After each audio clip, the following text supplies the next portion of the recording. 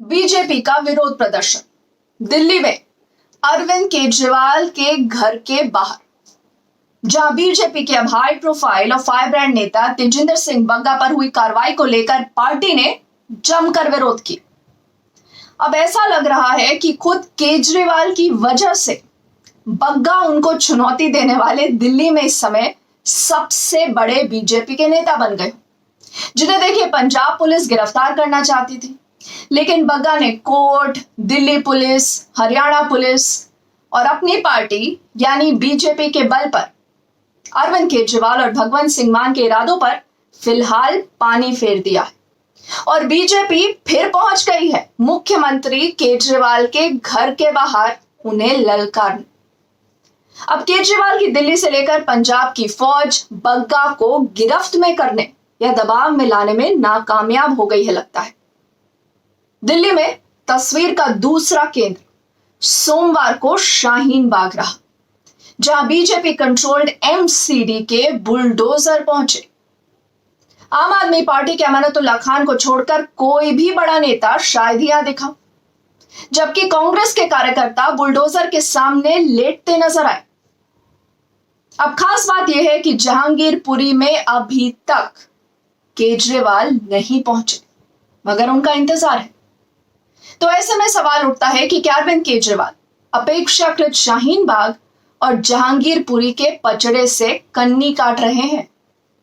सवाल यह भी उठता है कि बग्गा पर फोकस से केजरीवाल को बुलडोजर पॉलिटिक्स से दूर रहने में मदद हो रही है या नुकसान?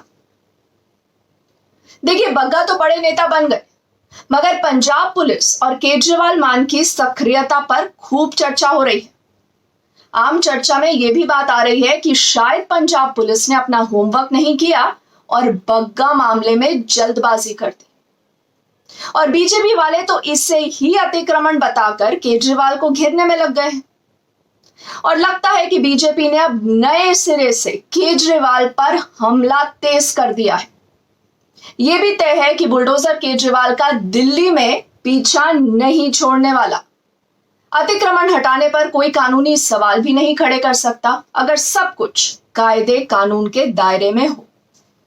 ऐसे में बीजेपी की रणनीति केजरीवाल को उकसाने, उलझाने और अल्पसंख्यक के पक्ष में खुला खड़ा करने की हो सकती है। अब तक शायद इसलिए अरविंद केजरीवाल सीधे तौर पर पर्सनली इससे बच रहे हैं और बहुसंख्यक वोटर्स को नाराज नहीं कर रहे हैं, लेकिन आम पार्टी के खुले समर्थक यानी अल्पसंख्यक वोटर्स में सुना जा रहा है कि केजरीवाल के रुख से उनको डिसअपॉइंटमेंट है, यानी बीजेपी केजरीवाल को चौतरफा घेर रही है और वो भी नए जोश से। केजरीवाल देखिए अभी तक तो सफल रहे हैं बीजेपी से निपटने में, मगर आगे एक बड़ी चुनौती नजर आ रही है। अरविंद केजरीवाल गुजरात, हरियाणा, कर्नाटक, हिमाचल आदि राज्यों में आजकल तूफानी दौरा कर रहे हैं, गुजरात भी जा रहे हैं और हो सकता है कि बीजेपी शासित राज्यों में केजरीवाल के बढ़ते दौरों का भी असर हो कि बीजेपी उन्हें दिल्ली में ही उलझा रही हो, वो दिल्ली में ही फंसे रहे। लेकिन आगे क्या होगा? क्या इस लोकल दिल्ली के इश्यू में ही उनका समय तो नहीं ज्यादा गुजर जाएगा? अरविंद केजरीवाल खुद ये कह चुके हैं कि पंजाब की जीत आम आदमी पार्टी के लिए इनकलाब की शुरुआत है। केजरीवाल उत्तर प्रदेश में आरएसएस की तरह 10,000 तिरंगा शाखा खोलने जा रहे हैं और इस पर भी संघ परिवार और बीजेपी ने तीखी प्रतिक्रिया दी है। अब यह भी सच है कि अरविंद केजरीवाल अगर एक लेवल तक बढ़ते हैं तो बीजेपी को फायदा है, लेकिन अगर उससे ज्यादा बढ़ गए तो निश्चित रूप से बीजेपी के लिए खतरा ही होगा। और शायद बीजेपी वाले इसे भांपते हैं और शायद यही वजह है कि दिल्ली में केजरीवाल के लिए एक चक्रव्यूह तैयार करने की जुगत में है।